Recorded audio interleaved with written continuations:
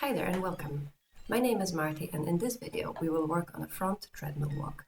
The software used is Toon Boom Harmony 17, however any tips given here are universal and can be applied to other softwares and types of animation. So let's begin.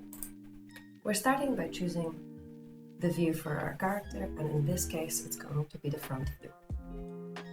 I'm adding perspective because I want to add a little bit novelty to the walk. I don't want it just to be flat.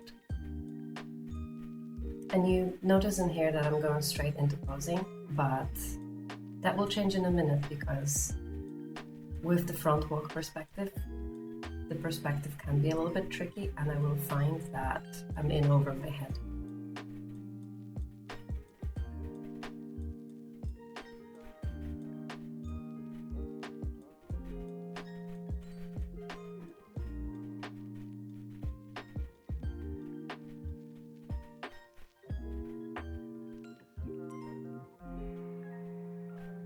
And this is where I decided it was not going to work out the way I intended it to, so I'm creating a sketch. And it will add a little bit of time to the process, but it will make it way nicer. So a lot of the time it's worth investing that time at the start and creating a perspective sketch, something that will help you create a much nicer posing. And you try to get your model as close to the pose as possible within the model.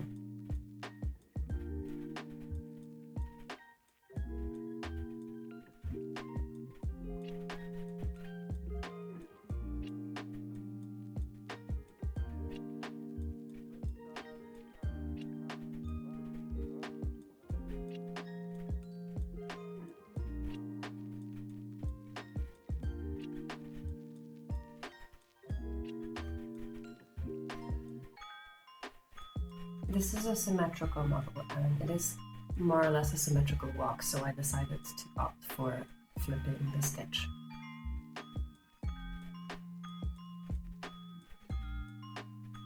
At this stage, we're going to try to get the model as close to the sketch as is possible, while still retaining the volumes of the rig.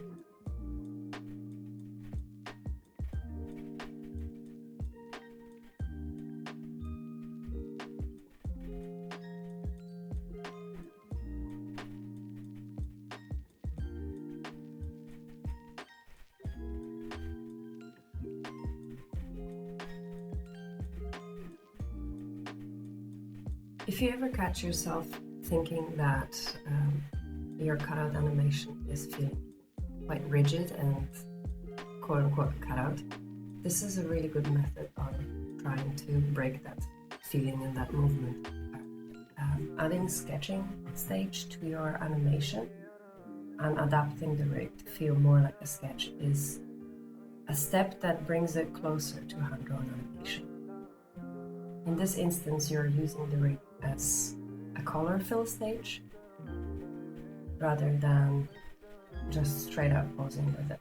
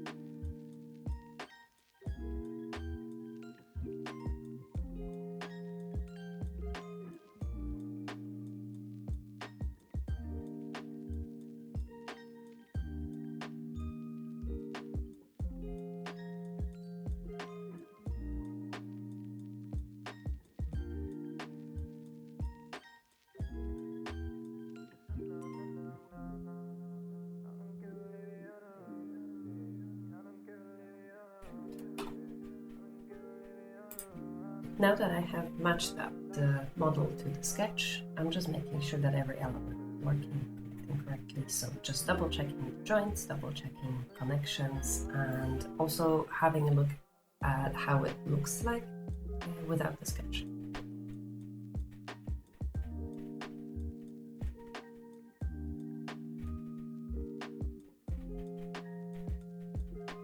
I'm gonna add a little bit of shift perspective to the hair and to the face, just a little bit, so it's not very static.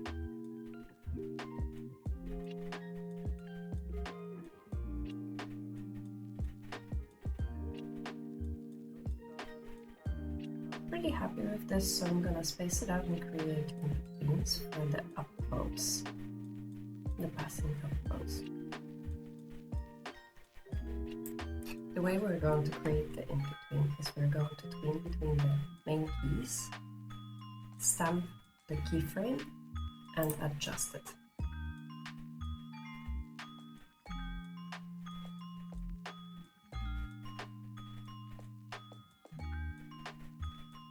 So I want there to be a bend on the screen left leg, and I want there to be a stretch on the screen right leg. She's going to go up in this position.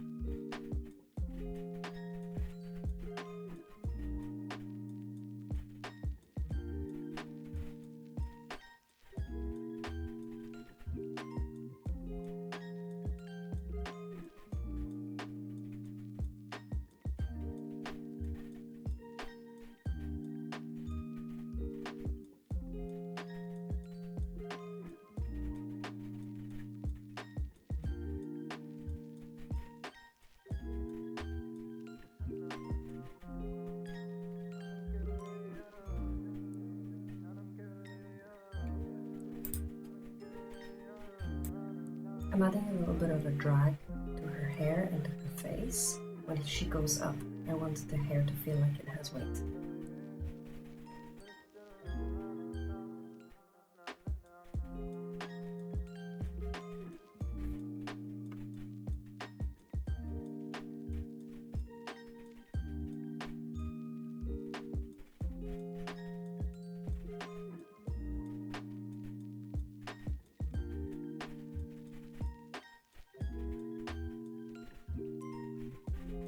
Bringing elements forward in perspective, in Z depth, you can achieve that with pressing Alt and pressing arrow forward or arrow backward, depending if you want to push it in the perspective or towards you or away from you.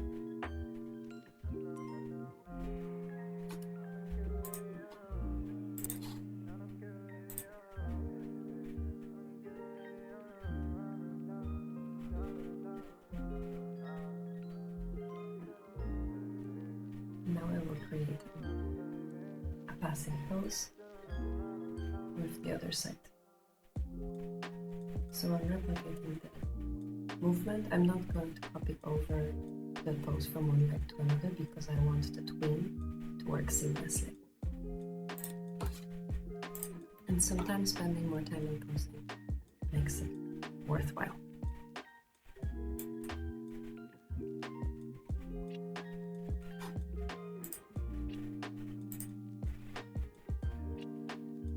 I'm pretty happy with how the main poses and passing poses are working, so I'm going to copy them over, spread them out, and create more in-betweens. So I'll tween all the keys that I have so far and add in-betweens to them. Now I'm going to adjust all of those in-betweens, frame by frame. I want to add some nice perspective to the shoes, so I will be tweaking them for quite a while. I want it to feel like her foot is driving.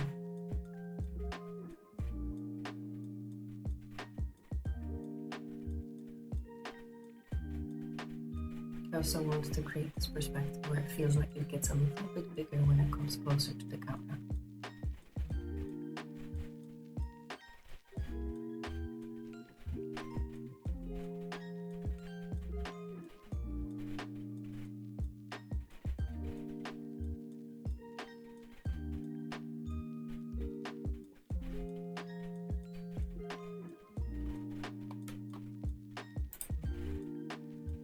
At the moment my main focus stays with the legs, so I need to make sure that the steps are working before I move on to fixing and adjusting the top of her body.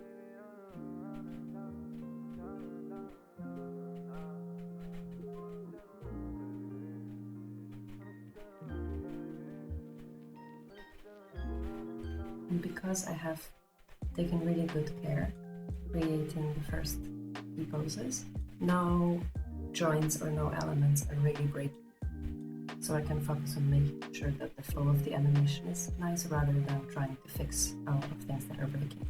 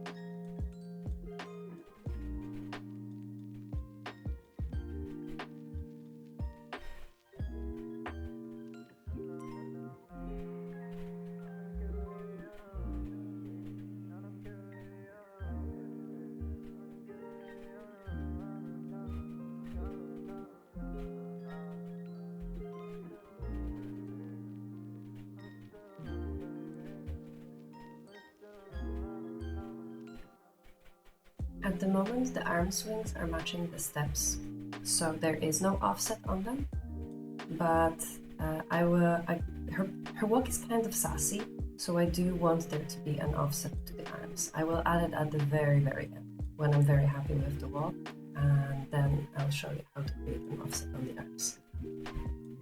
So I'm happy with this, but I decided it's a little bit fast, so I want to slow down the walk. And I also want to add a little bit of attitude. So I'm adding more frames between the hang time when she's up in the air.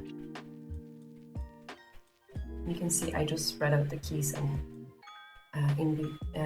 press a tween to create more in-betweens.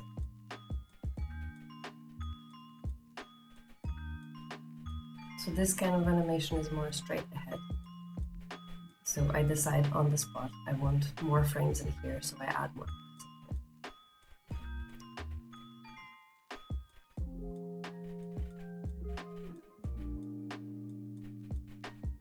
You can adjust this sort of timing at any time in your animation. When you choose to do tweened animation, the timing doesn't have to be even. You have all the power to manipulate the timing however you want. And because I want this walk to feel like it has character and I want it to feel like she's a little bit more sassy, I decided there needs to be a little bit more hang when she's in the air.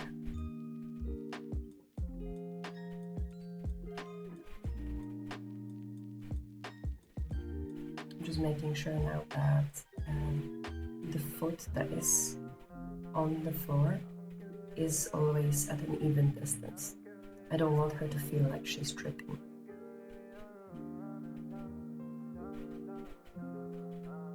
So the contact with the floor, because it's a treadmill walk, the foot that is contacting the floor should always be at an even distance while it's maintaining the contact with the floor.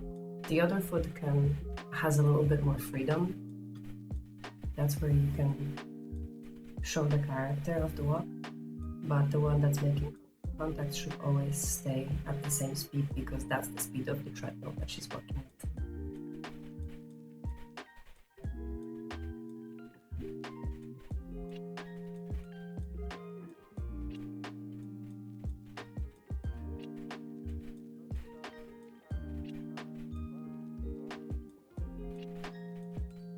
Now I'm creating a little bit of a swing to the arms. I want them to have an arc.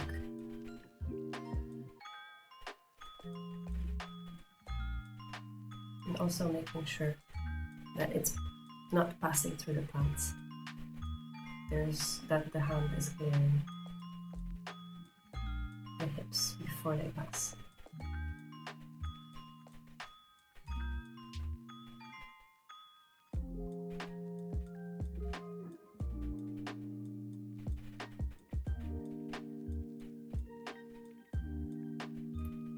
And this is where I decided that it's too fast, so I'm spreading it evenly throughout the timeline. I want her to have a slow and sassy walk. So all I'm going to do in this case is take the animation and add 2 frames to each keyframe.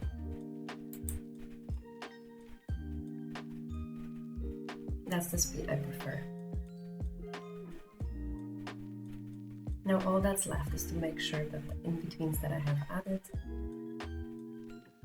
are not breaking. I think I've decided here that some of the contact poses were a little bit too long, so I've taken out 4 frames in there.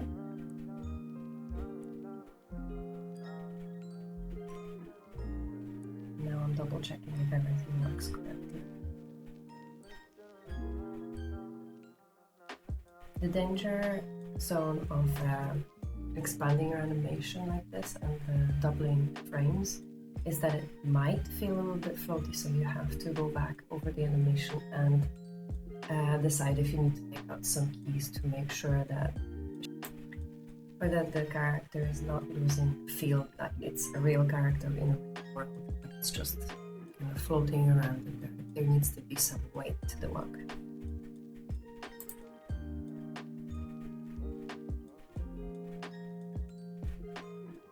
So now all that's left is just making sure that the in-betweens are working, and nothing is breaking, and making sure that the legs are moving at nice arcs, and that the elements are moving in perspective.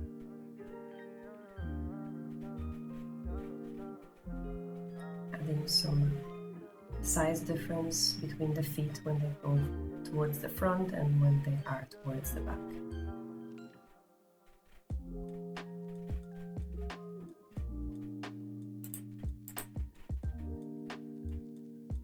Making sure that the foot is always in contact with the ground, is not looking like it's sliding or strobing, and that the distance of it being on the ground is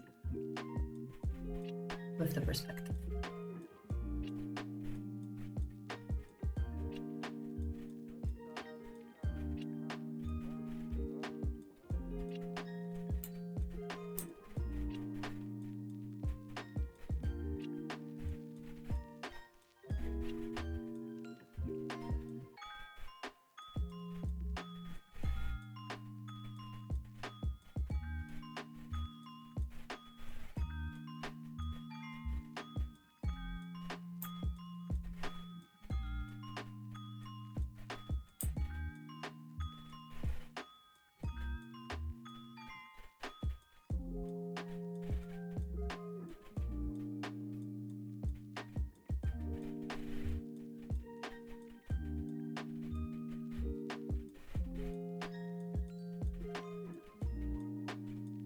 Okay, so now I decided it's time to offset the arm.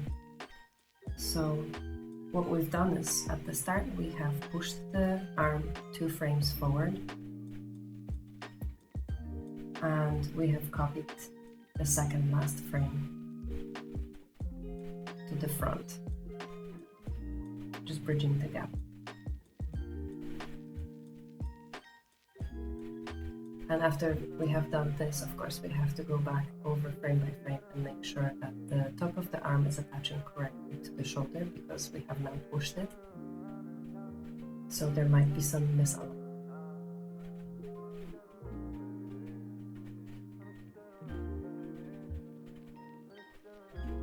I like the way the screen left arm is looking, so I will do the same delay to the screen right arm, but I am unfortunately getting distracted by other things, such as the width of the thigh. I'm just making sure it's working symmetric. I'm also delaying the necklace the same way I have delayed the screen left arm. And now I have delayed the screen right arm, and I quite like the way it works. Now I just have to make sure that the shoulder is not breaking.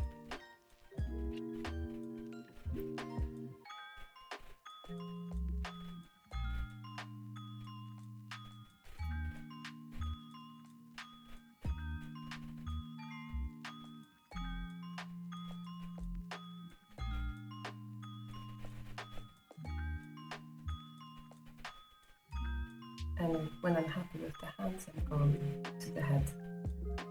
So, I don't think that's the most important part of the walk, but it is quite important to especially set the secondary action on the hair. It will sell the realism of the character in the world that we're setting by adding secondary movement to the hair and the waist.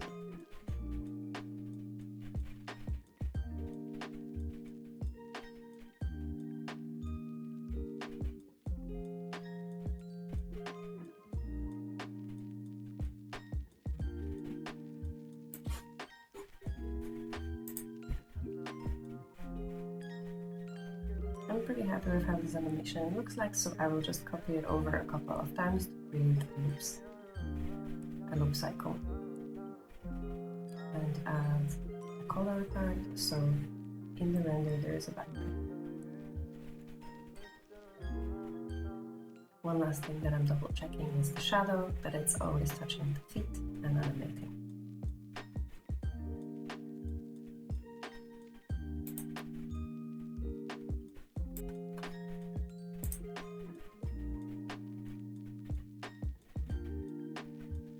Okay, let's summarize what we've done here today.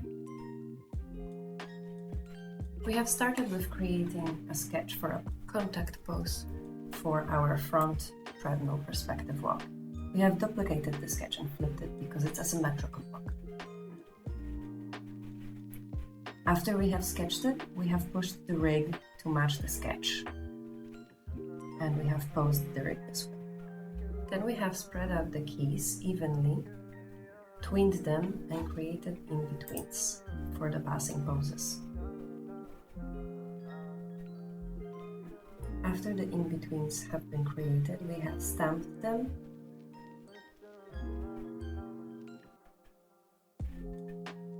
with the F6 keyframe and adjusted those passing poses. We've added more up and down movement and made sure that the feet were adjusted to create this passing pose. And after we were happy with this, we have spaced out the keys and created more in-betweens. Exactly the same way. We have tweaked them and stamped them. And this is an example of adjustment that was made. The adjustments were made frame by frame.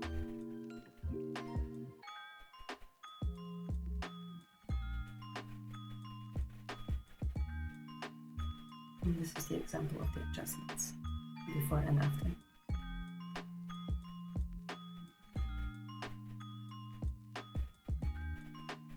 The next few steps were timing adjustments, as I have decided that this was too fast, so taking this walk and adding 2 frames to every frame, slowing it down by half.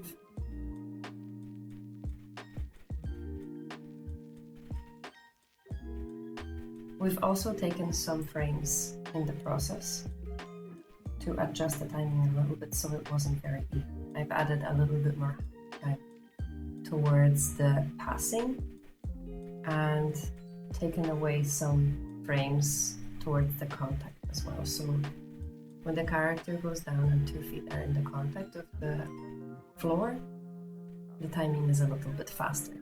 I wanted to create a little bit more of a sassy one. Also towards the end, we have offset the arms and offset the necks. And that concludes the video walkthrough. I hope you were able to learn something new in here, and that the tips shared in this video will come useful. Until next time.